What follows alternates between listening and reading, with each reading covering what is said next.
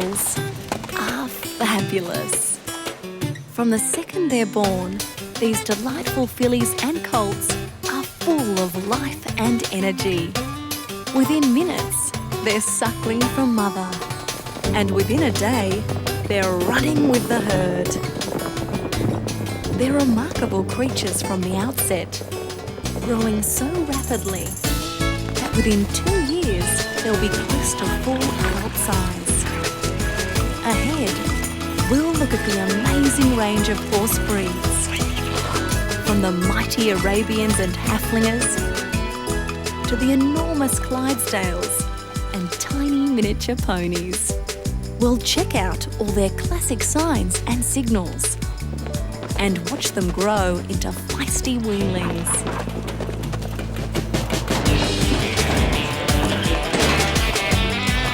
From rodeos and races to the roundup.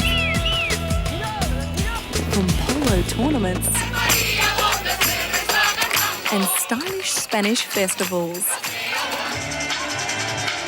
We'll follow the modern horse through a range of uses, and we'll check out their stunning public performances. From the Russian Cossacks and the master horsemen of Andalusia to the most developed and sophisticated form of dressage in the world, the white Lipizzaner stallions from the Spanish riding school of Vienna, performing for the first time ever in front of Austria's stunning Imperial Schönbrunn Palace. All this and more as we saddle up and ride into the world of fabulous foals.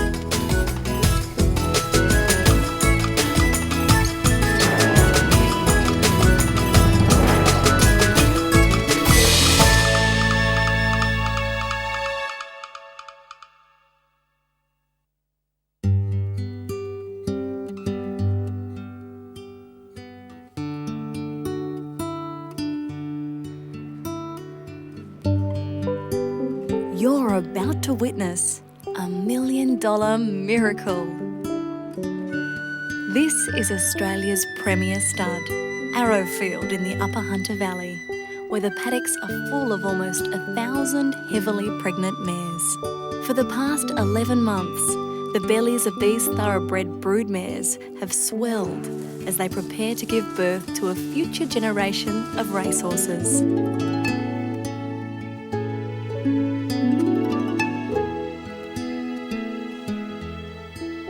It's 2 in the morning. The paddock has been floodlit, and one of the mares is about to give birth. A sack is emerging from her rear, and as she settles to the ground, the foal begins to present itself. First out, the forelegs.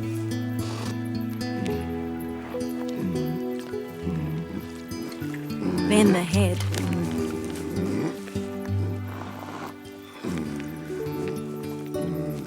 Within 20 seconds, the entire body has emerged. It's a superb specimen, a healthy colt that already weighs half as much as an average-sized man. These are precious moments. Mother's first bonding licks to clean and warm her newborn offspring.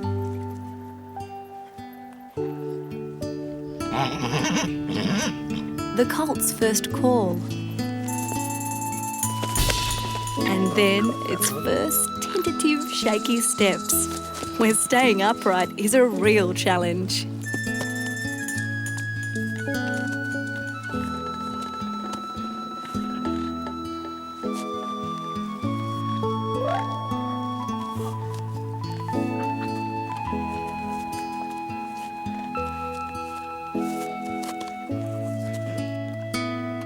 Once it's mastered the art of standing upright, the colt's instinct is to nuzzle its mother, the first milk it receives essential to its well-being. By the time the sun has risen, the colt's legs have strengthened so quickly he can now spring to attention. No way he could do this only a few hours ago.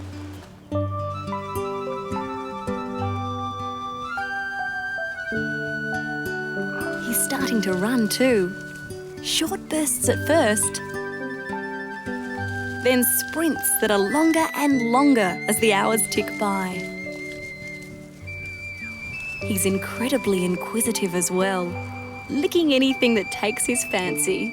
Humble tastes for a foal who's already valued at several $100,000.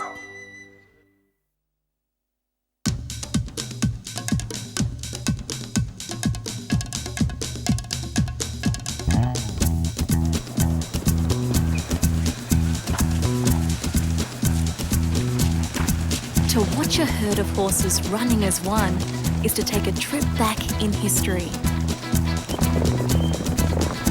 Because this is exactly how horses survived, living as herd animals to protect their newborn foals from predators. What you're watching run today is a herd of Arabian horses. Amongst them, 5 foals born in the past 2 months.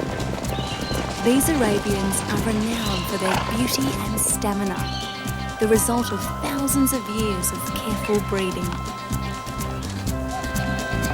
And how's this? One of these foals, born here at Australia's Simeon Park, has been sold to an Arab sheikh. In all, there are more than 100 breeds of horses, all with very distinctive appearances, like the Haflinger. You can pick them by that adorable palomino colouring and flaxen mane and tail. And you certainly wouldn't have any trouble identifying the Appaloosa, the famous spotted horse. But it's the superb way this filly holds itself that sets it apart. This is a Welsh cob Section D, blessed with a delightful gait and a high spirit. All of the foals we've seen so far are classified as light horses, meaning they can be ridden. Heavy horses, on the other hand, are the workers, the huge draft horses that were the backbone of the world's economy only 100 years ago. This Clydesdale colt already weighed more than an average-sized man at birth, and by the time he reaches full size, he'll be as heavy as 12 men. But even at this age, 3 weeks, you have to agree he's still incredibly cute. This miniature pony has the characteristics of all pony breeds. Small, tough and hardy, qualities that developed as they evolved in the cold northern extremes of Europe and Asia. This beautiful colt is only a week old and will become some lucky child's pet.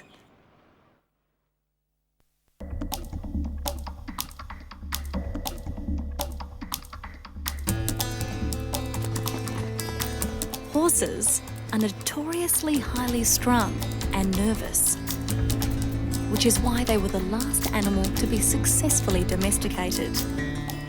What's more, their senses are far more developed than ours.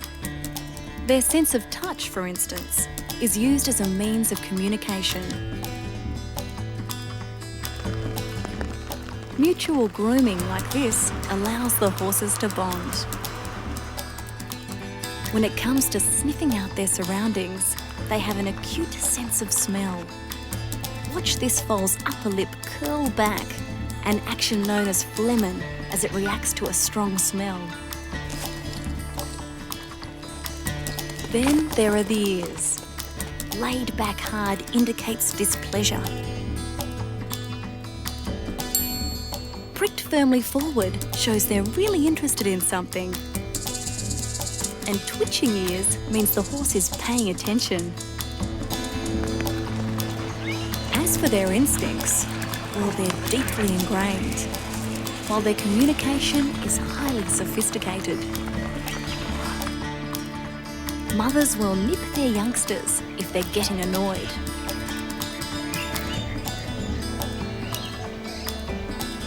Foals will roll vigorously on their backs to scratch and itch. And tails will swish if they're impatient or irritated.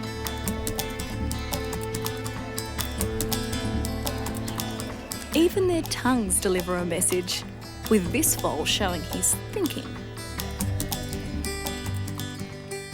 And after all that bucking and swishing and scratching, they demonstrate yet another skill we've yet to perfect, the ability to lapse into a deep sleep while standing upright.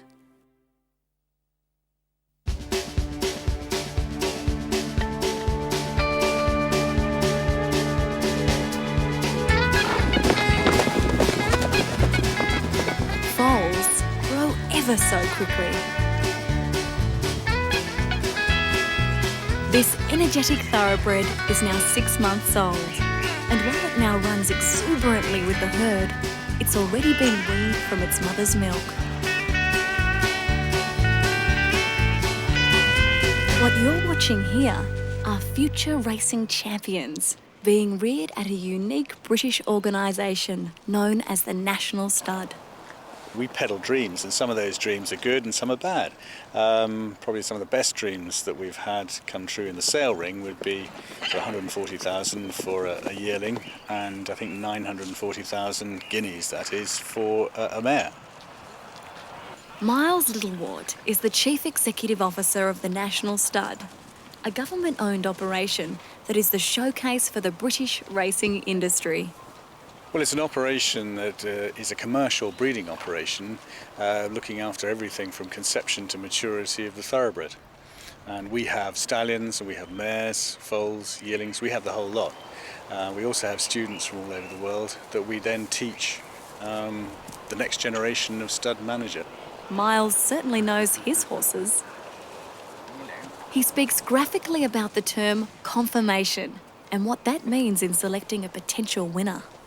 First and foremost, you've got the skeleton, the legs, which will transmit the power. And the power is going to come from the quarters, the big muscle here, which drives the animal forward. And the front wheels, the shoulder and the forearm, which transmits the forward motion down through the forelimbs, through the fetlock down to the hoof. And behind all that, in here, you've got the engine, the heart, the lungs, and also the fuel injection, the carburettor. Through the nostrils, that's how the air gets into the lungs and works to produce the energy which goes around the bloodstream and allows the animal to continue its forward motion. Later in the program, we'll come back to the thoroughbreds as they prepare to race.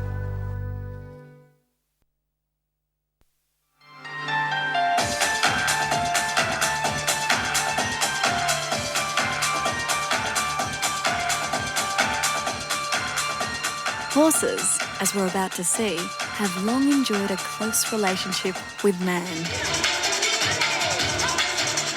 In this famous show, Spirit of the Horse, the world's most talented riders and horses have been brought together under the big top. It all begins with show director Nikki Fawcett on her elegant winged horse. It's very, very important with any horse, but especially with Arabians, to spend a lot of time with them. There's a lot of one-to-one. There's a lot of understanding there, because with the act that I do, it's all voice training. Nikki is one of the world's leading presenters of the equestrian discipline known as Arabian stallions at Liberty. Her days are spent in countless hours training her horse, Samson. He works in an act called Freestyle Liberty, which is him and 7 other pure Arabians work together just like this, completely loose. There's no reins, there's no saddle, there's no riders, and these stallions just beautifully run around me, rear up, waltz, change direction, do a lot of lateral work. Getting them all to stand upright is impressive enough, but the real skill is then getting them to walk backwards. So you have to give them lots of exercise, lots of time, lots of patience, It's not a horse you can work with in a short time. It's a horse that you need to put a lot of hours in with them. And they're a very one-to-one horse. So when you get that one-to-one with them, it's lovely. They'll do anything for you. Demanding perfect balance and complete cooperation from the horse. Another skillfully choreographed routine involves Spain's finest Andalusian horses and riders. Their long poles, known as garroches, were traditionally used to round up cattle. But look at how these riders and horses have perfected their work with the garrocha, manoeuvring in perfect harmony.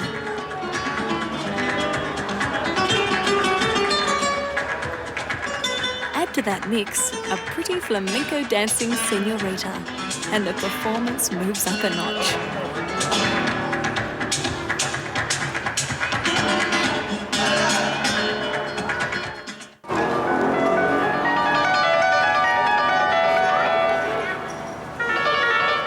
All it takes is months of training and a very well-disciplined stallion.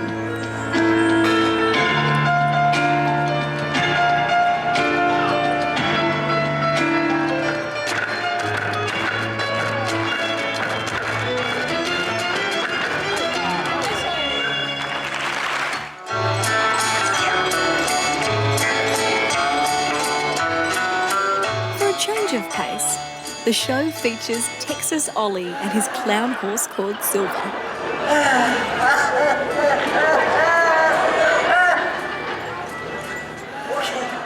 Silver's 6-year-old now. I bought him when he was 2.5. He was a crazy horse. Nobody really wanted him.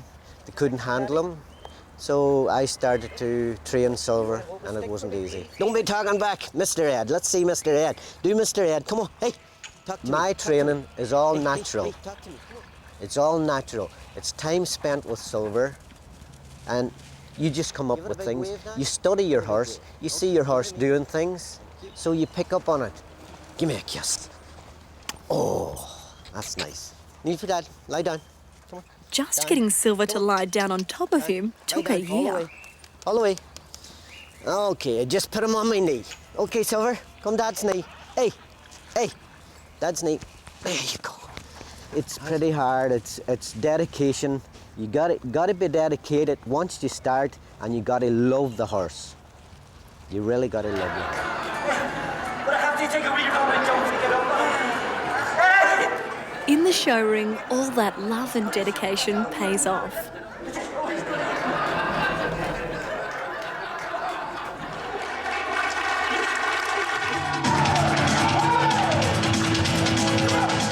The finale of this Spirit of the Horse performance is an exhibition of the most extraordinary horsemanship you'll ever see.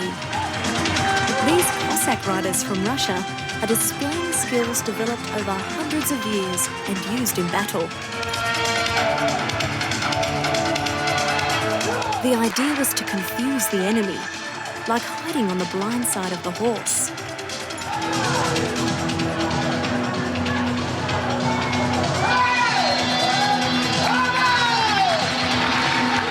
Another tactic was their ability to be able to mount and dismount quickly, and above all, surprise their enemy. Their repertoire of cunning tactics includes the ability to ride upside down. It's a breathtaking performance, one that is in great demand in their homeland. And it's capped off by this, the rider dragged upside down along the ground. As a tactic, it was brilliant, allowing the rider to appear dead or injured as he rode into the heart of the enemy camp to stage his attack.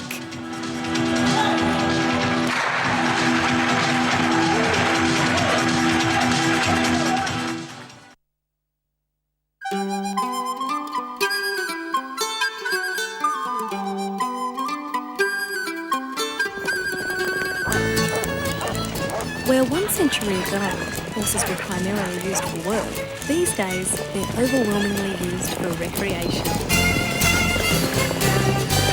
Whether it be a Sunday morning hunt club in full stride, or a group of tourists on a far more leisurely amble. It's clear that the modern horse has the perfect body and temperament to give riding pleasure.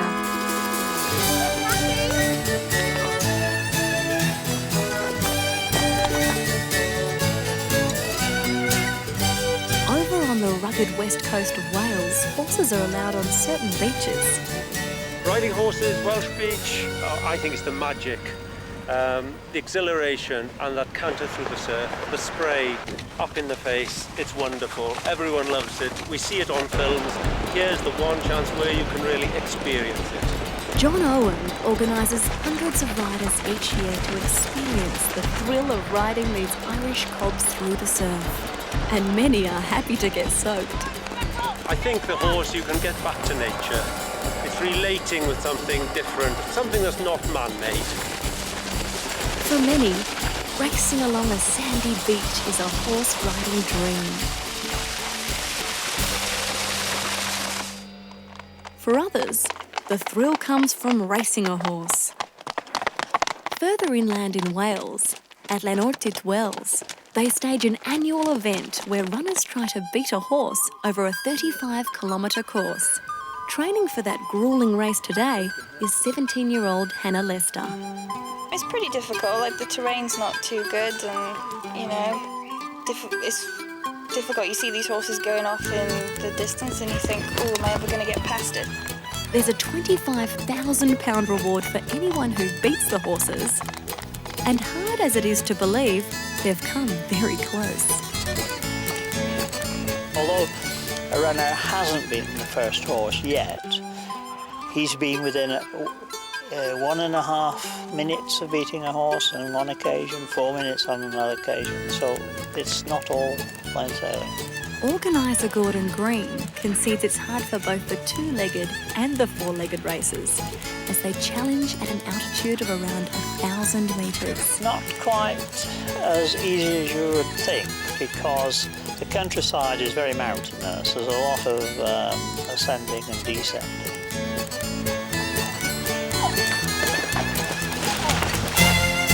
It's an exceptional event in every way, as rider Jackie Gilmore testifies.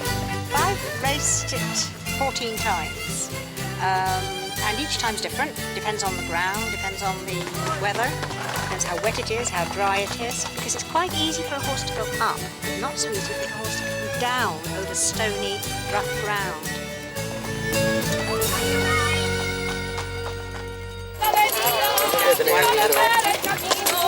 Down in Spain, horses feature in a wide range of pleasurable pursuits. Once a year, thousands are ridden in this week-long pilgrimage to the town of El Rocío.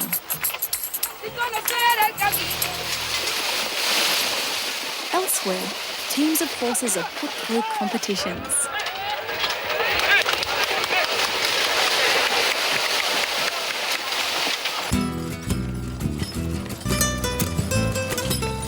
Others are used on the tourist circuit in Seville.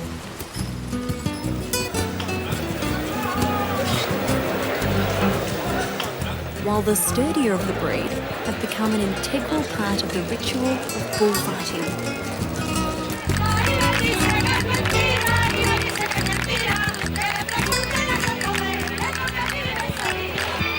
But no event in Spain evokes more passion than the annual horse show. In Andalusia, where horses are idolised, they stage what has been acknowledged as one of the largest and finest horse shows in the world, the Feria of Jerez. In a country of great equestrian tradition, Jerez is the horseman's horse show, a place where the finest gentry and señoritas show off their mounts. The big attraction of this stunning promenade are the superbly trained teams of horses and their ornately decorated carriages.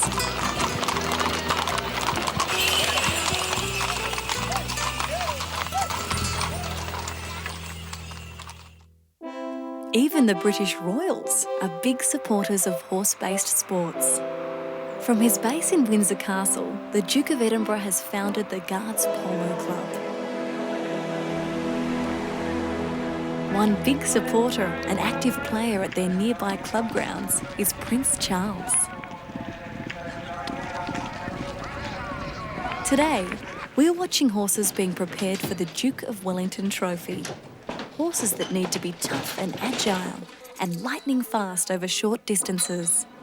The special qualities of a polo pony are temperament, conformation, speed, and really courage. They need to have that combination to make the definitive polo pony. Oliver Ellis is manager of the Guards Polo Club. They're really a working horse. They're working all the time, they're being exercised a lot of the time, they're playing matches 2 or 3 days a week. It's hard work. Not only is polo one of the world's oldest and fastest games, it's also one of the most grueling.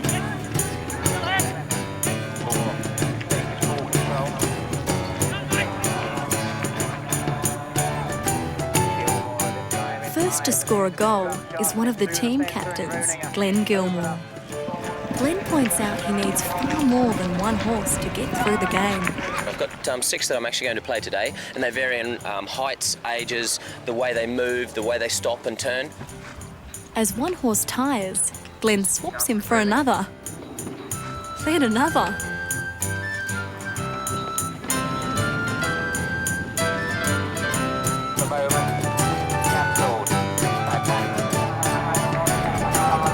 You really have to admire the way these polo ponies perform. 1 second they're galloping at top speed. Next they're brought to a sudden stop. Then they're off again at lightning pace. They're also called on to shoulder their opponents out of the way. Leading the opposition is Tommy Wilson. Like all polo ponies, his must have lightning reflexes and a high intelligence. She is very quick and agile, and you always seem to end up with the ball in her during the game. She knows the game, she follows it, she never lets you down, and gives her all 100% every time. In all, horses and riders battle it out for up to an hour. A grueling yet exhilarating contest where the winner is rewarded with a trophy.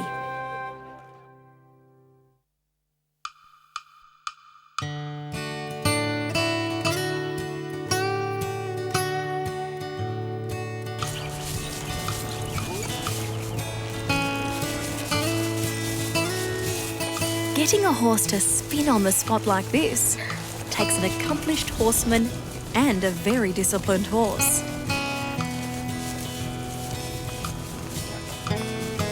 Both are in abundance here at Hawaii's Parker Ranch, the largest ranch in the USA today. These Hawaiians still follow Mexican traditions, using the same saddles, training techniques, and roping skills. In the arena, the real action happens. This is called dally team roping. The header catches the calf by the head with a lasso, and the heeler joins in to rope the calf by the feet. It's one of the most popular roping sports in America, and definitely a favourite on Parker Ranch.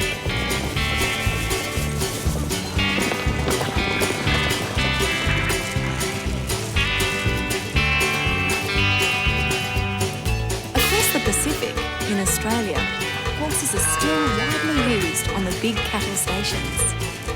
Driving herds of cattle across the outback is still a familiar sight. With station hands acquiring great horse riding skills from so much time spent in the saddle.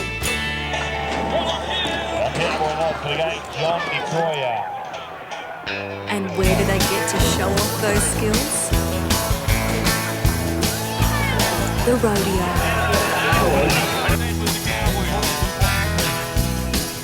What we're following is the annual Gloucester Rodeo, with contestants from all over Australia and New Zealand competing.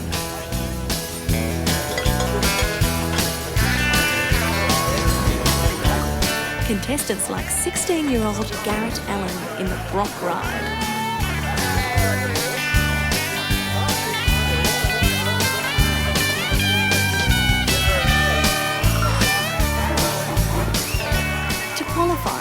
Garrett has to stay horse for at least 8 seconds. Not only does he stay on for that time, for the first time ever, he wins his class. At the start, I was getting a bit nervous there because I hurt myself not so long ago. But yeah, once I got on the horse and bared down, it was fun from there on in. Not every rider can hold on for 8 seconds. Ross Edwards gets concussed in his ride.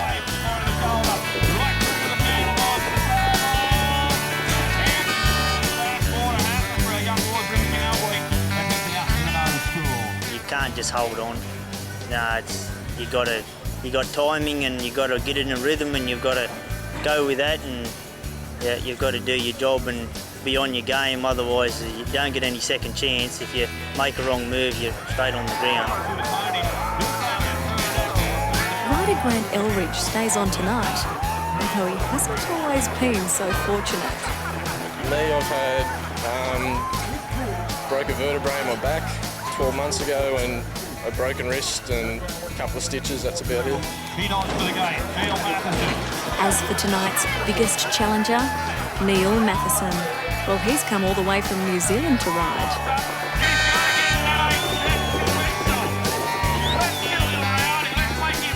It is an adrenaline rush. You get a bit amped up for it, and when you do a good ride, that's the best feeling you get after a good ride. Neil's ride is judged outstanding.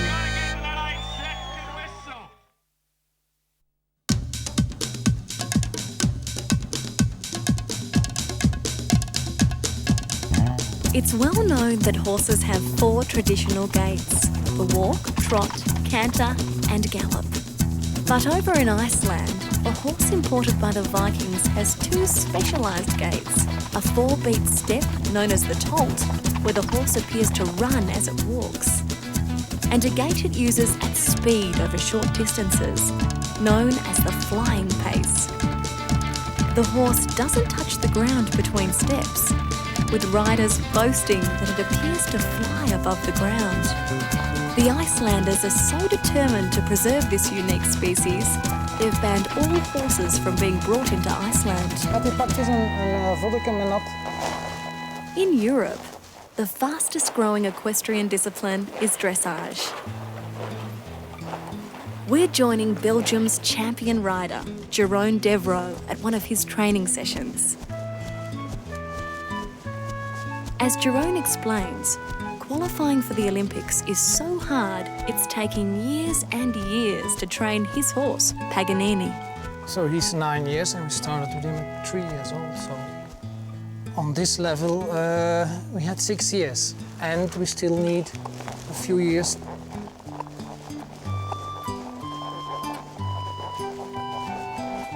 Paganini and Jeroen will practice for several hours every day, perfecting a series of steps. Weight is the most important, and afterwards the legs. So we try to do as much as possible with the weight and as less as possible with the legs. It should look like it goes on its own.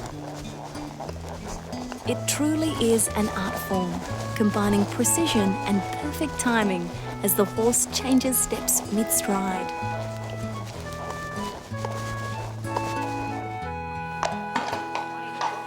These dressage horses are so skilled and sensitive, they're able to sense their rider's abilities and conditions and respond accordingly. Take this contest, the Olympic Games equivalent for riders with disabilities. Jan Roos from the Czech Republic is visually impaired. And yet his horse carries him around the dressage arena with superb grace and precision. It's the same for Bettina Eistel from Germany, a rider born without arms. Bettina's horse carries her perfectly through a series of tight formations. I ride him with a feeling, and I have the reins in my mouth, the upper reins, and the second pair of reins on my feet. As Bettina can testify, her horse senses her disadvantages and responds superbly.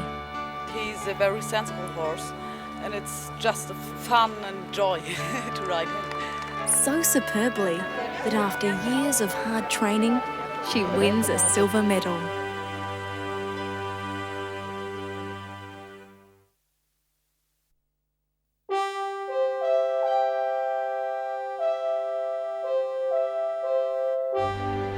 As we've already seen, thoroughbred racing horses can be worth hundreds of thousands of dollars.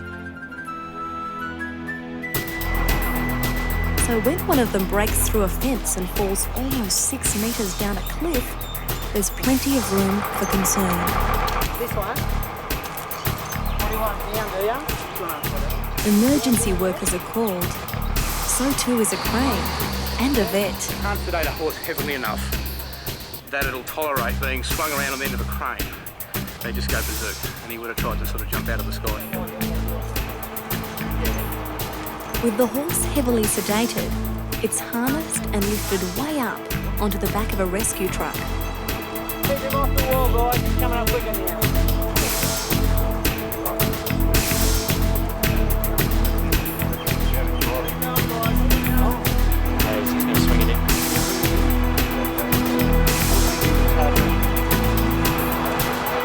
He was out like a light when he went up that cliff, luckily. Otherwise, I think he wouldn't have liked it at all. Back on level ground, the horse quickly begins to recover from the effects of the short-term general anaesthetic. In Britain, the home of the horse racing industry is Newmarket. First light each day sees some 2,000 thoroughbreds and their jockeys out on a training ride. We're just about to exercise this filly. She's an unraced 2-year-old called Trinity Fair, and we're going to take her at the gallops this morning for some pre-exercise, getting her fit for her first debut. Samantha Wallen is a jockey who's very optimistic about the horse she's training. We've got a winner here. We've got a live one here. Every day, Samantha and her fellow jockeys will warm up as many as 4 horses each.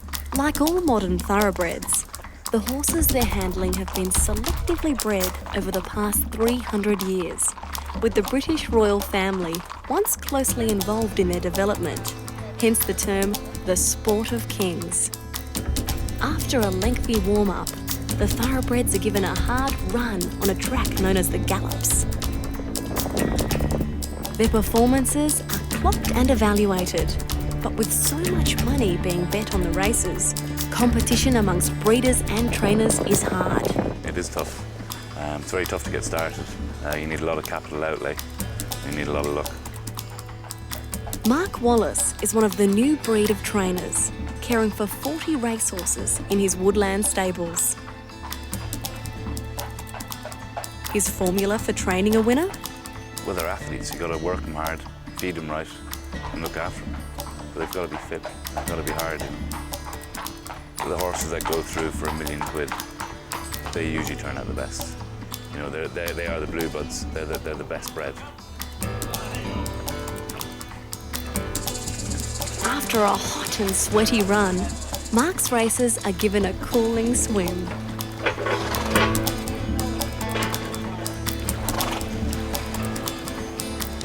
This purpose-built pool allows them to exercise yet again by swimming, with 3 laps the norm.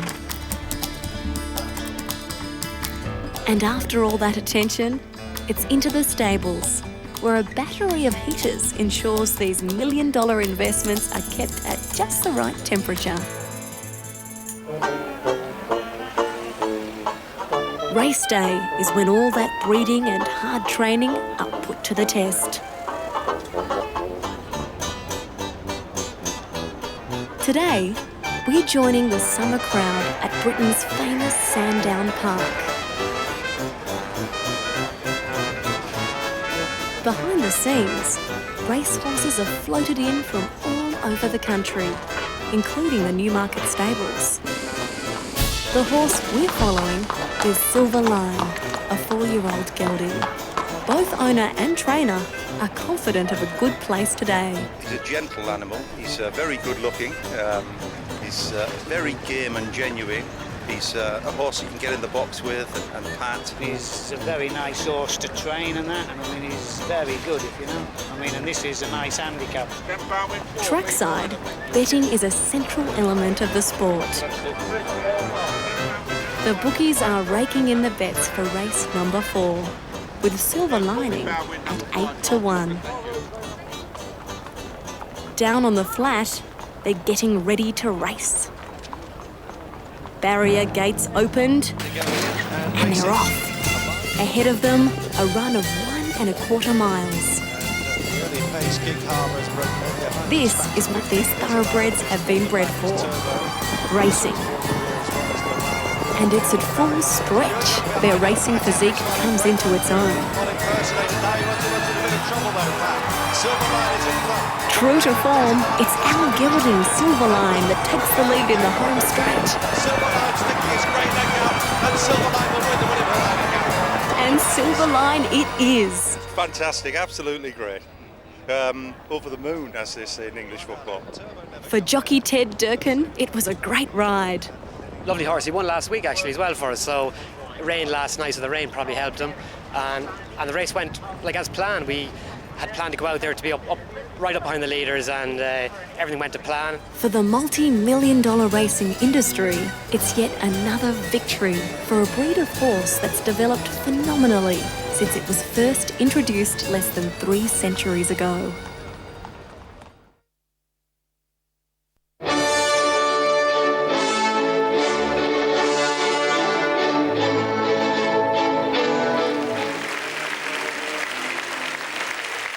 By far the most developed and sophisticated form of dressage is performed by Lipizzaner stallions.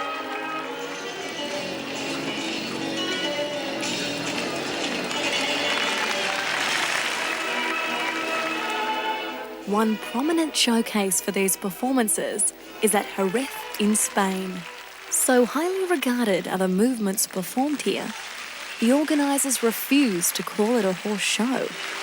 To them, it's pure art, or, to use its official title, the Royal Andalusian School of Equestrian Art.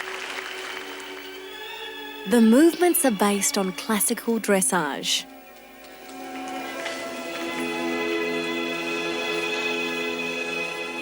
So sophisticated are some acts, they've taken years to perfect.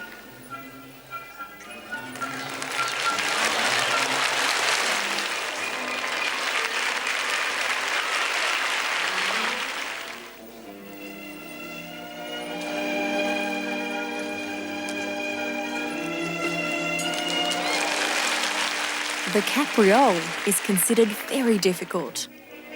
And yet, this horse performs it carrying his rider.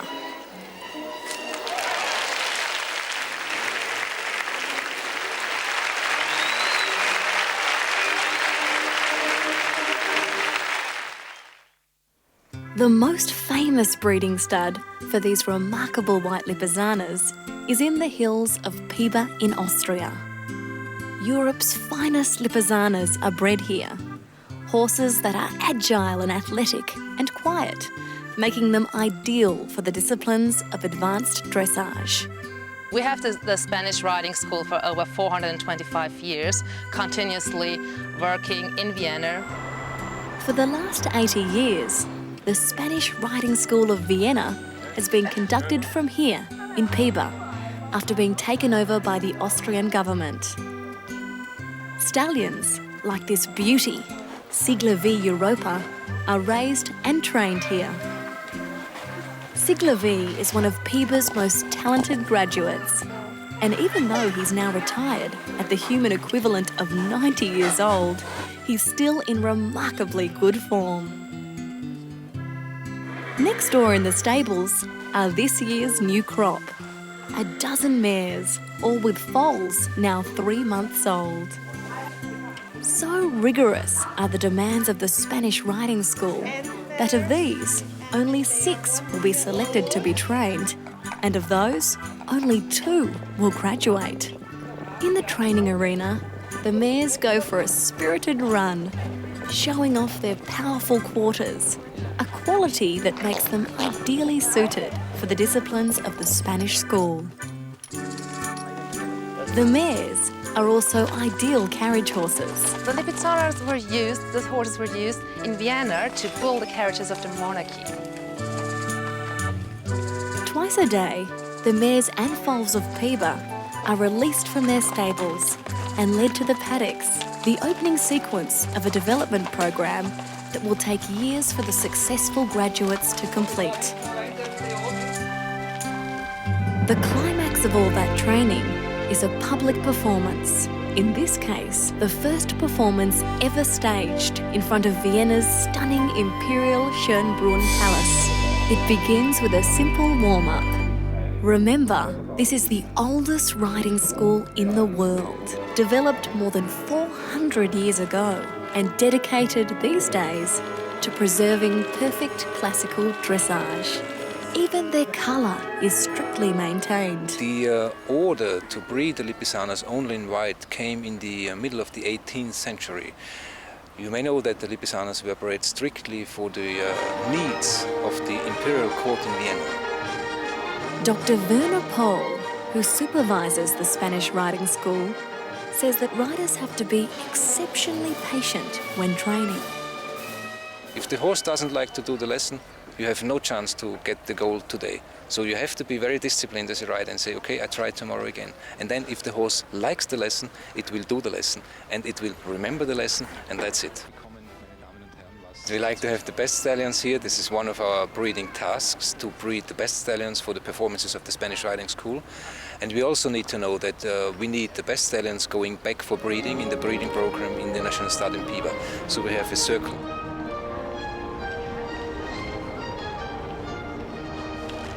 The entrance to today's performance is grand in every way.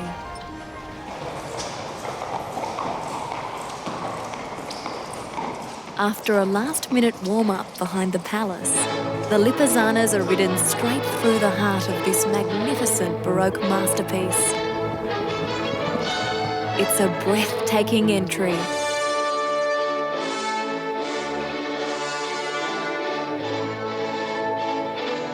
What follows in the specially built arena out front is a stunning display of classic formation riding.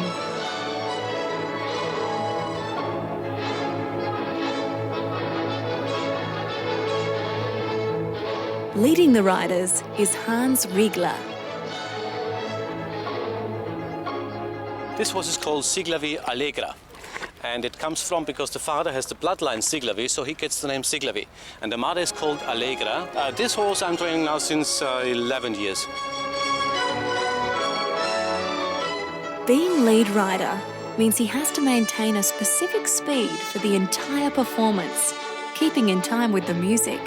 I can keep care to keep the speed for 22 minutes because it's not so easy to lead the quadrille and to have 22 minutes and to finish by 1 or 2 seconds. Hans and his fellow riders are maintaining skills and traditions dating back to ancient Greece. Even their uniform, topped by its gold-braided bicorn hat, is from the time of the Austrian Empire. For Hans, riding like this involves special communication with the Lipizzaners. Classical dressage riding means that you form the horse with your leg, with your weight, with your hand. With the natural reflex of the horse, we talk to him and we make the horse like a sport person. What distinguishes this form of riding from regular dressage are the next 3 classic steps. The levade. This is where the horse stands at 30 degrees for a few seconds.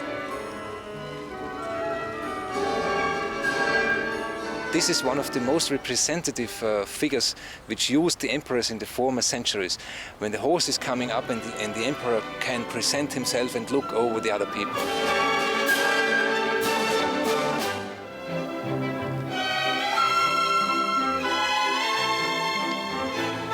Then there's the courbet.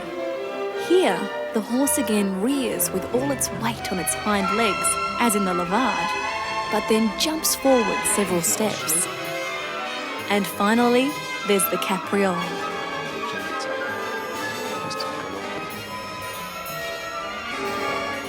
The horse jumps up, and when it is for only part of seconds nearly in the weight, it strikes with the hind legs, and there's the feeling that the horse is flying.